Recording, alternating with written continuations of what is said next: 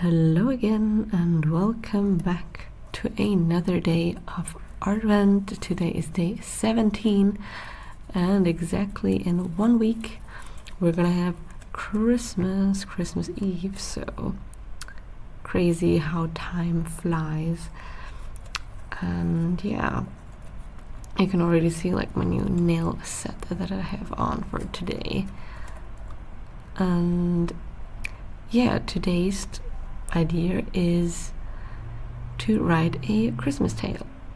And yeah, I opened this random document and I'm honestly surprised what I came up with, because I think again this is kind of like rather a random idea, but pretty quickly I came up with a story essentially, which honestly is kind of like, you know, if you this is my personal recommendation, like if you need like some sort of like almost like a diary, right, where you write down all of your emotions. Another way another option, instead of, I don't know, going to therapy, writing an entry in your diary, is just writing a little story that maybe includes your own frustrations or certain times in your life, which in my case, it's so funny how I won't say embedded trauma because it's not like real trauma, but basically I embedded my own story into this one, which we'll get into later when I already started writing, like when I get to that part. But I ended up being really shocked how long. I think it ended up being 3 pages. I'm so shocked how I even came up with that. And I basically remember using like these typical things and phrases you would use in like a children's story. Oh my god, a dog is barking, I'm sorry. But yeah, I definitely I would encourage anybody to try this. It's honestly really fun. And yeah, you can write down all of your frustrations or whatever. It's basically like another version of a diary entry, I think. So I think it's really a fun idea. But also, in this case, you might notice that the story is about art and art. Yeah, you know, like my little cat character, like the icon you see on my channel, right? Like the little cat. And I'm already, I guess, hint, spoiling some of the other characters from my, I guess, hopefully future project, Art and Friends, where basically, you know, for each category on my channel, like nail art, painting, drawing, digital art, whatever, that there, for each of those categories, there is a animal character designed in a similar fashion as to art. And that they basically, the idea that I had is that, you know, you can tell what a video is about, or it's basically like categorized through these little animal characters. So basically almost like a stamp, right? So ideally I would then, I guess, rework all of my videos and then add like these little icons, and they probably would also be like on top of like the playlist or whatever. So it's kind of like organized but in a fun way. And I also had like this idea of, if I were ever able to get better at animation, I would do like these short like animations of like, not really bloopers, but like funny moments, or, you know, like shorts in some fashion. And then depending on the video situation, you know, these characters would also be featured. Yeah, basically like a cinematic universe, if you will. And yeah, the 2 characters that are introduced here, I guess technically 3, but Mrs. Greyfeather I don't think is gonna be like from Art and Friends, but rather maybe like in the further cinematic universe somewhere on the lines, like, I don't know, more like a backward thing. But Tiki and Priya are definitely going to be some future characters that you are going to see. And yeah, Priya is a praying mantis. I think I already sketched up a design for her. And for Picky, I haven't like actually gotten a real life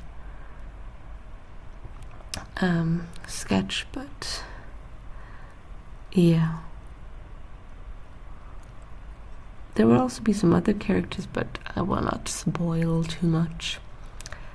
I sadly haven't filmed the session where I originally started sketching out their like some of their designs, but yeah, they are basically featured here. And I guess we can sort of start with where my personal story is also involved. Basically, Art and Art is like grumpy because he used to love to paint, love to draw, but then once he realized that there's people who are far better than him, he basically stops. And I don't know if this is like a common theme amongst artists, but I remember, especially in like high school, I would call it the big break, like this empty space where I did not draw at all, did not paint at all, unless it was like an art class or something. And yeah, I remember this weird moment when in university my love reignited for my hobbies, like doing creative stuff. And it's pretty interesting. I also kind of sad, like I wondered why did I stop when I was so grumpy.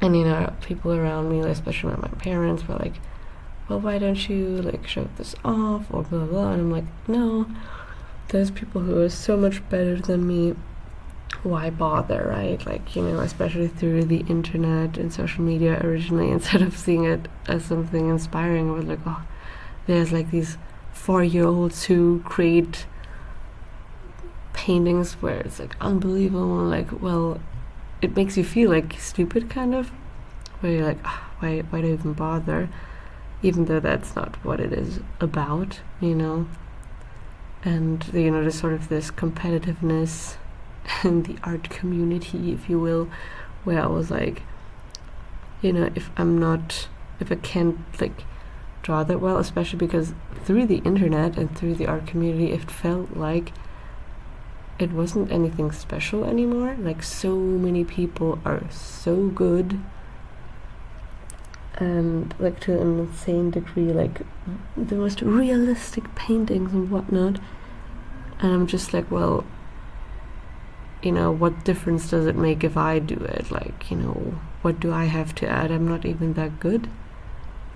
So what does my art give anybody if it's not that good, right? So I just stopped completely for like, that has at least like 4 years. Like, it was definitely like 4 to a maximum of 5 years, I think, where it was truly like in my free time I didn't really, do creative stuff. And even though it reignited during university, it's still not as major as it is now. And I'm very happy that I've sort of regained my motivation and passion for this, and have a different mindset where it's not like, oh, I only do something to be good at it, but I find it incredibly fun. I find it relaxing. That's what a hobby should be about.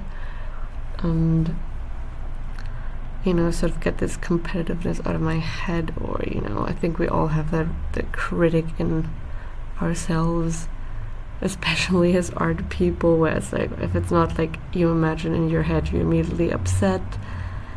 And in my case, it just became very toxic, where I was like, oh,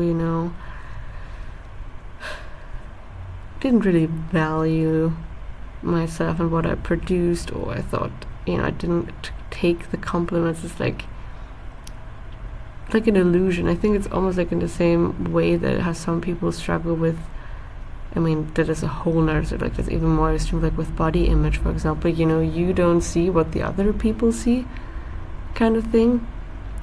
Just that obviously with body image, that is connected to like physical health, so that's a whole nother story as well.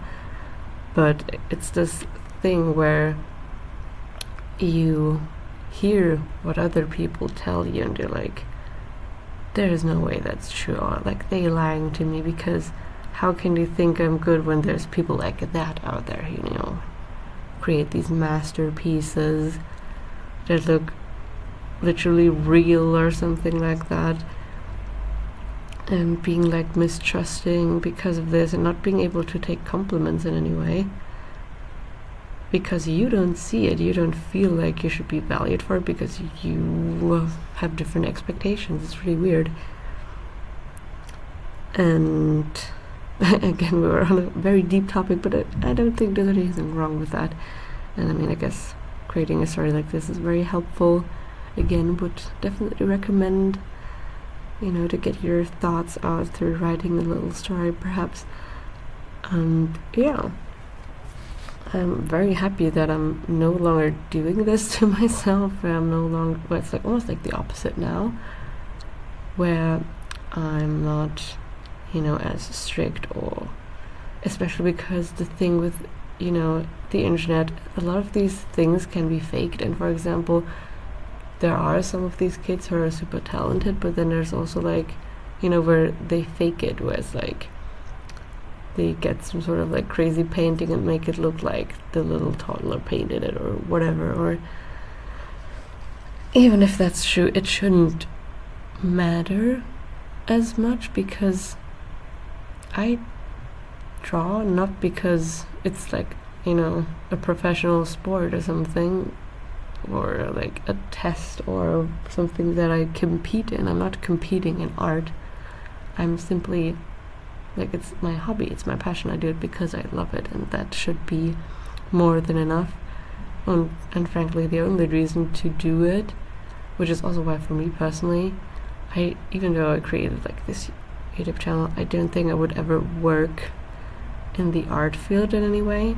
Not only because you don't make a lot of money, but also because I think once I make my passions into something more rational, like a job, or to the point where like you have to like are being forced to, in a way, and it's not completely like forced, but it's not the same thing as a hobby. Like a job is not the same thing as a hobby.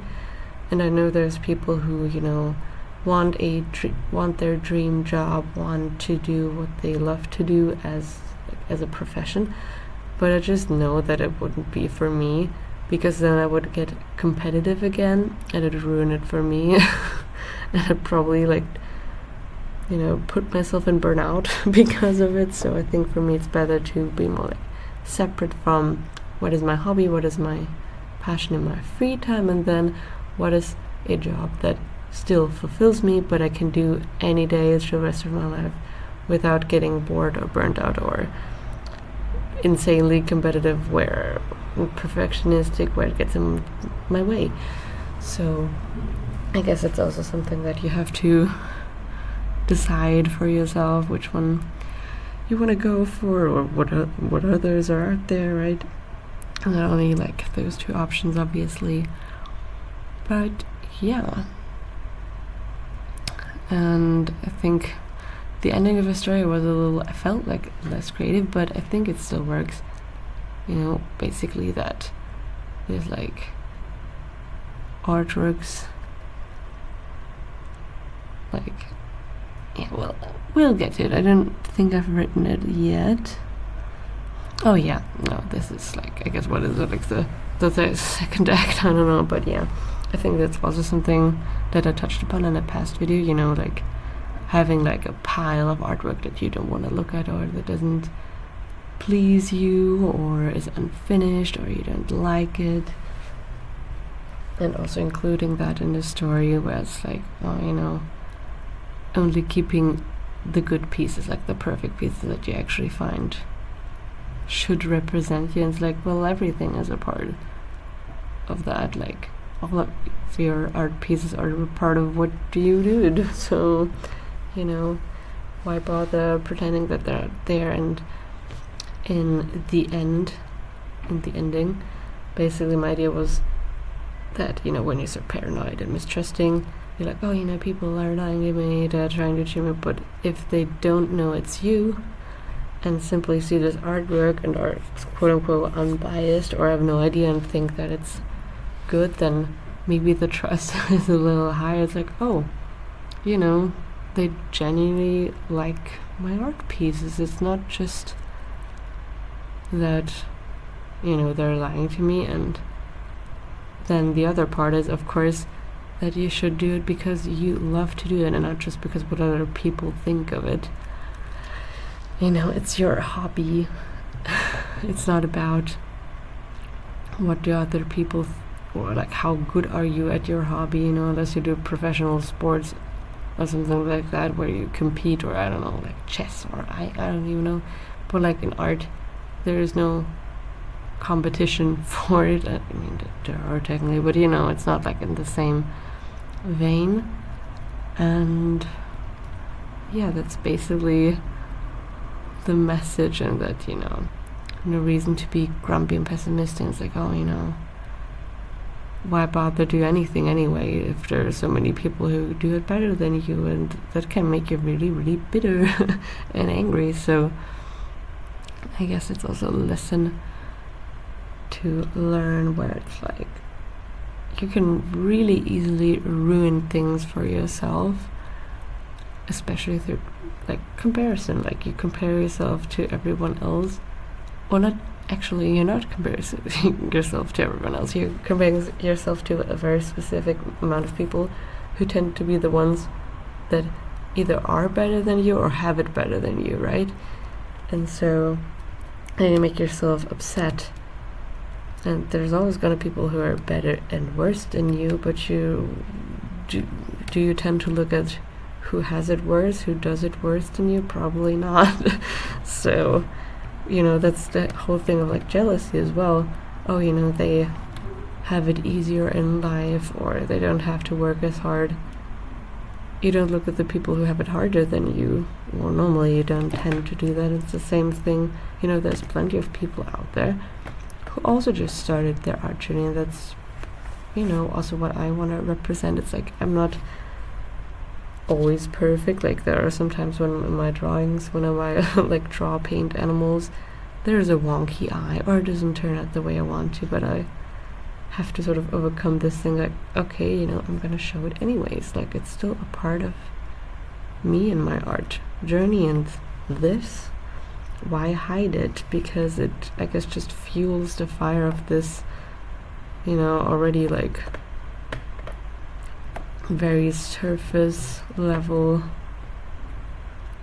social media world, where it's like, you know, it has to be pretty, it has to be perfect, it needs to be insane, extraordinary in order to even be able to stand out. So yeah, I hope you enjoyed today's video nonetheless.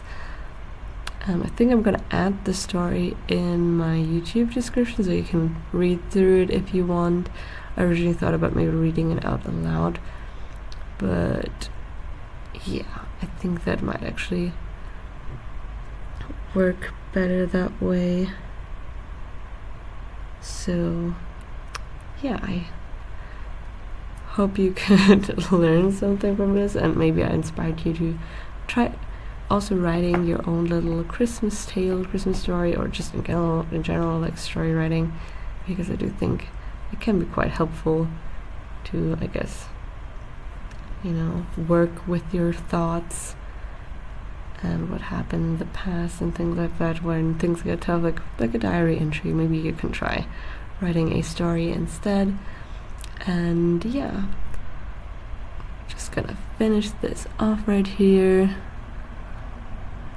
And yeah, I hope you will tune in again in tomorrow's video, and that, you know, you enjoyed today's video as well. And I guess we're gonna see ourselves tomorrow. Goodbye.